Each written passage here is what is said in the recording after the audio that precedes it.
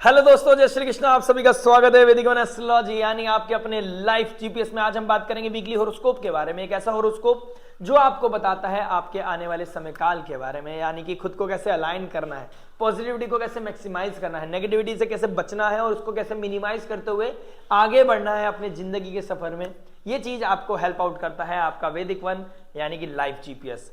हम बात कर रहे हैं कैप्रिकॉन लगन एंड मून साइन के लिए। अगर आपका मकर लगन है, मकर चंद्र राशि है, तो आपके लिए बहुत इंपॉर्टेंट वीडियो होने वाली है। और आपका लाइफ जीपीएस बात करने वाला है आपके love, marriage, job, business, student और उस रेमेडी के बारे में जो हो सकती है आपके लिए रामबाण। और रामबाण वही जो अल्टीमेट पॉजिटिविटी लेके आए, आपके लाइफ में पीस, हैप्पीनेस, अबेंडेंस को अट्रैक्ट करें और लाइफ को थोड़ा सा स्टेबलाइज करें।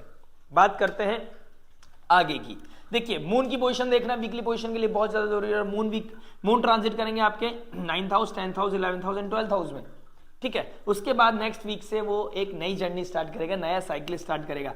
प्लस इस बार मैंने दो चार्ट बनाए हैं, यानी कि this is the Navamsha chart and this is the transit chart. यानी कि ये ट्रांजिट चार्ट है लेकिन ये नवमांशा चार्ट है। नवमांश एक अंश है यानी कि एक सोल है। इस चार्ट का सोल नवमांश है। आप अगर एस्ट्रोलॉजी के स्टूडेंट हैं तो आप जानते हैं, बहुत भली भांति जानते होंगे कि ये नवमांश कितना बड़ा रोल प्ले करता है। अगर हमें प्रेडिक्शन करनी होती है, चीजों को समझना होता है, प्लैनेटरी पोजीशन की स्ट्रेंथ जाननी होती है।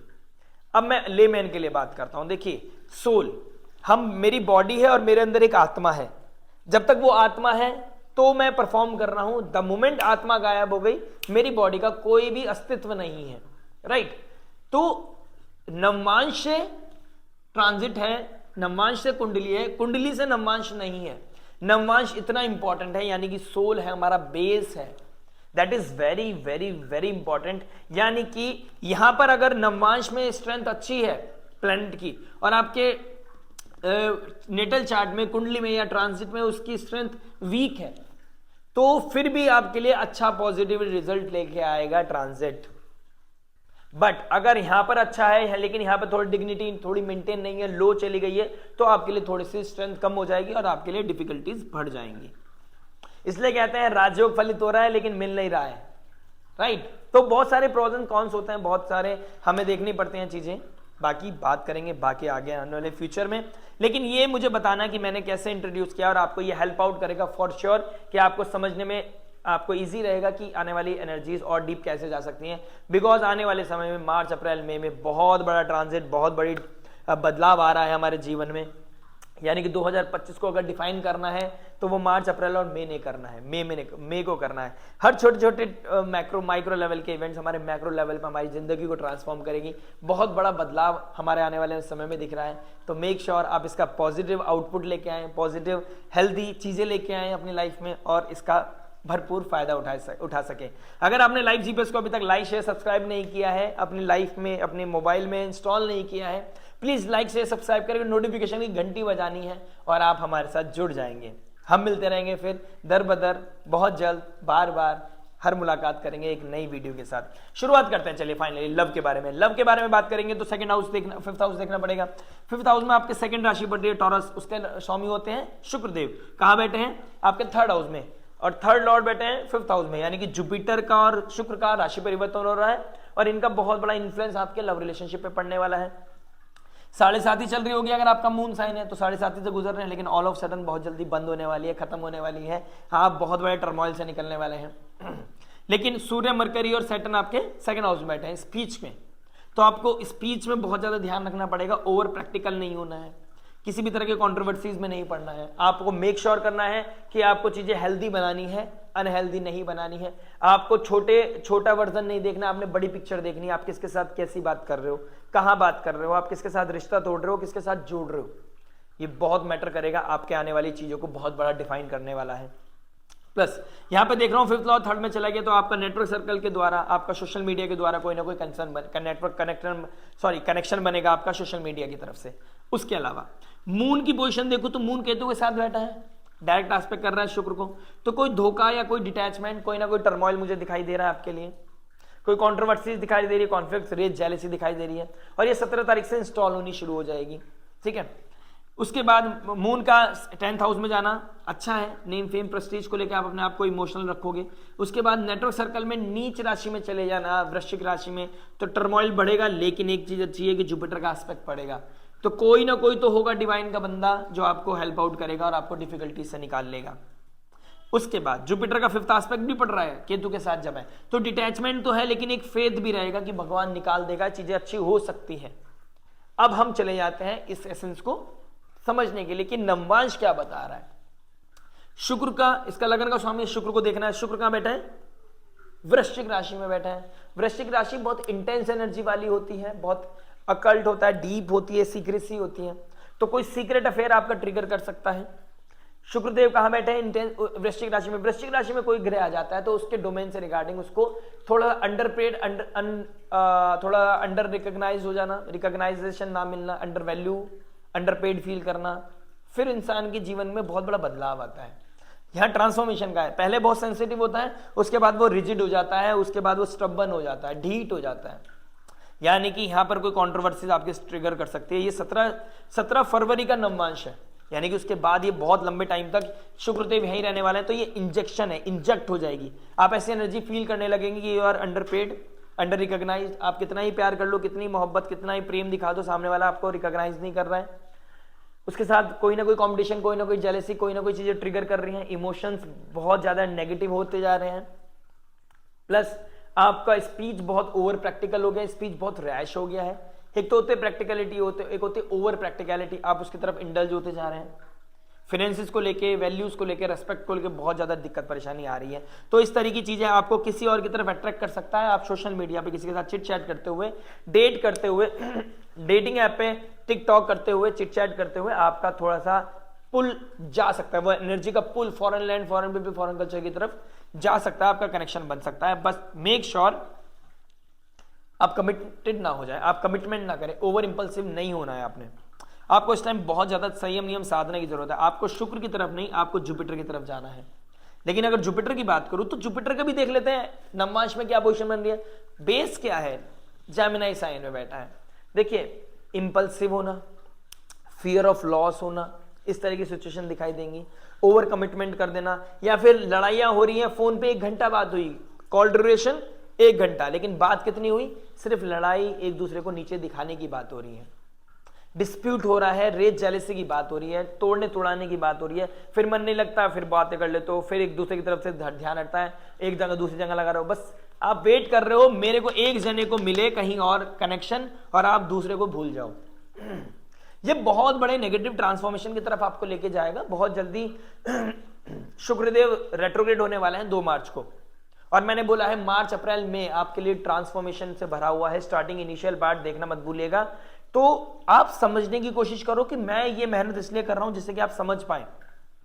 Over intelligence, over commitment, duality, जो फील कर रहे हो वो बोल नहीं पा रहे हो, जो बोल रहे हो वो फीलिंग है नहीं, इस तरह की सिचुएशन आपकी लाइफ में देखने को मिलेगी। तो मेक श्योर आप कोई भी इंपल्सिव ना होके करें। अभी इमोशंस हैं ऐसे, मेक श्योर कि आगने वाले समय को और थोड़ा 3 महीने दें। 3 महीने अगर दे दिए तो आपको बहुत बड़ी क्लैरिटी मिल जाएगी कि भाई मुझे इस इंसान के साथ रहना है या नहीं रहना है। कमिटमेंट के लिए हमेशा प्लानिंग करते रहें, प्लॉटिंग करते रहें कि कमिटमेंट होना चाहिए, लीगैलिटी होनी चाहिए, लॉयल्टी होनी चाहिए। इस चीज का आपने ध्यान रखते हुए चलना है। अदरवाइज ये बेसिक हो गया। लेकिन अगर मैं वीक की बात करूं तो मून ही बता रहा है कि आपके अंदर टर्मोइल, कोई ना कोई आइसोलेशन, अकेलापन, अपनों के होते हुए भी अकेलापन आपको फील हो सकता है। इस तरह की सिनेरियो आपके साथ बना हुआ है। मैरिज की बात करता हूं। मैरिज क्या बता रहा है? देखिए, मैरिज की बात करूं तो आपका 7th लॉर्ड कहां बैठा है? 9th हाउस में। आइडियोलॉजी चेंज हो जाएगी, डिटैचमेंट दिखाई दे रहा है। उसके बाद मून जाएंगे उसमें लिब्रा साइन में, तो बैलेंस बना के चलना है आपको अपनी वर्क प्रोफाइल को और अपनी पर्सनल लाइफ को। तो आपने वर्क, प्रोफेशनल और पर्सनल लाइफ को बैलेंस बनाने की जरूरत पड़ेगी आपको मिड वीक में। उसके बाद आपको किसी से मिलना है या किसी के पास जाना है, किसी से आपका मन नहीं है लेकिन आपको जाना पड़ रहा है, किसी फैमिली फंक्शन में जाना पड़ रहा है, इस तरह की सिचुएशन देखने को मिलेंगी आपको। उसमें थोड़ा सा पैसा खर्च हो सकता है, और फिर आपका कोई लॉस होना, पैसों का लॉस होना, थोड़ा सा इमोशंस ट्रिगर करना, इस तरह की सिचुएशन कहीं दिखाई देंगी। या आपका किसी फॉरेन लैंड बंदे के ऊपर पुल होना, पुश होना, और यहां का टर्मोइल वहां निकालोगे आप। प्लस 2nd हाउस से फैमिली देखूंगा मैं। 2nd हाउस फैमिली में मैं देखूंगा सूर्य, फाइनेंस को लेकर ट्रबल, फाइनेंस को लेके थोड़ा ऊपर नीचे चल रहे हो आप। सैटर्न, आपको लॉयल्टी कमिटमेंट चाहिए, डिसिप्लिन चाहिए, वो नहीं आ पा रहा है। और देखिए फैमिली में बहुत ज़्यादा रूल्स रेगुलेशन बना नहीं सकते, वो एक इमोशंस वाली जगह है, फैमिली में प्रेम चलता है, रूल्स एंड रेगुलेशन बहुत ज़्यादा नहीं चलते। आपको कभी कभी लो होना पड़ता है, कभी कभी बहुत ज़्यादा आपको क्लियर होना पड़ता है, तो बैलेंस बना के चलें। मिस कम्युनिकेशन, मिस गाइडेंस और ओवर प्रैक्टिकलिटी आपकी मैरिज लाइफ के लिए बहुत अनहेल्दी है, बहुत ही ज़्यादा क्रिटिकल है, और एग्रेसिवनेस आपके जीवन को डिस्टर्ब कर सकती है। हो सके तो पोलाइटली आप एक दूसरे के साथ कनेक्शन बिल्ड करें, और जब अगर आप किसी से मिलने जा रहे हैं तो हो सके तो अपने पार्टनर के से ही मिलें। अपने पार्टनर को घर से बाहर ले जाकर कहीं बैठकर आराम से तसल्ली से बात करें, ऐसी जगह जहां कोई भी ट्रिगर ना करे आप दोनों में से। ये चीजें आप दोनों के लिए बेटर रहेंगी। बात करते हैं जॉब के बारे में। जॉब की बात करता हूं तो जॉब की बात करें तो 6th हाउस का मालिक बैठ गया 2nd हाउस में, और आपका मंगल बैठे हैं 4th लॉर्ड 6th हाउस में। तो इमोशनल टर्मोइल, घर में कॉन्फ्लिक्ट, रेज, जेलेसी, दिक्कत परेशानी आपकी लाइफ में चल रही है। आप कोई नई अपॉर्चुनिटी ढूंढना चाह रहे हैं, हो सकता है मिल सकती है। कोई ना कोई नेटवर्क सर्कल के रिगार्डिंग आपको सपोर्ट कर सकता है, कोई बड़ा इंसान के साथ, कोई सब्जेक्ट मैटर एक्सपर्ट के साथ आपकी बात चल रही हो, वहां से कोई ना कोई सपोर्ट मिल सकता है। इस तरह की चीजें दिखाई दे रही हैं। लेकिन मंगल को यहाँ पे अपनी ऊर्जा को मेंटेन करना पड़ेगा, कॉन्फ्लिक्ट, अपनी स्पीच को मेंटेन करना पड़ेगा, ओवर कॉन्फिडेंस को मेंटेन करना पड़ेगा, और शनि शनि चलना पड़ेगा। ओवर कमिटमेंट भी नहीं, ओवर प्लीजिंग भी नहीं। मंगल जब रेट्रोग्रेड हो जाना बंदा, जब प्लैनेट ना रेट्रोग्रेड हो जाता है, वक्री हो जाता है, ओवर प्लीजिंग की तरफ चला जाता है, ओवर इंटेलिजेंस आ जाता है, उसको प्लीज करने लगता है, पीपल प्लीजर बन जाता है, फालतू का, मतलब जरूरत नहीं है, ओवर कर देती हैं चीजें। तो आपको ओवरनेस से बचना है। अपने लोगों को, अपने सीनियर को, अपने बॉसेस को प्लीज करो, ओवर नहीं होना चाहिए, क्योंकि सामने वाले को वो फील हो जाएगा। ठीक है। और फैमिली में बैलेंस बना के चलें। वर्क और फैमिली को लेकर थोड़ी दिक्कत परेशानी दिखाई दे रही है, फैमिली में थोड़ा कंपटीशन, कोई ना कोई टेंशन परेशानी दिखाई दे रही है मुझे। लेकिन अगर आपकी दशा महादशा बहुत पॉजिटिव चल रही है, जुपिटर की दशा महादशा से निकल रहे हो, आप शनि की दशा महादशा से निकल रहे हो, तो कहीं ना कहीं आपका फाइनेंसेस बढ़ने वाले हैं, आपका स्ट्रेंथ बढ़ने वाली है, आपका करेज बढ़ने वाला है, आपकी वैल्यू डिग्निटी बढ़ने वाली है, आपका कॉन्फिडेंस बढ़ेगा। लेकिन आपने देखना शनि देव के लेंसेज है, you have to look your finances through Saturn lenses. अब वो लेंसेज बहुत काम आने वाले हैं। लिमिटेड रिसोर्स में कैसे ज्यादा काम चलाना है, ये आपको सीखना पड़ेगा।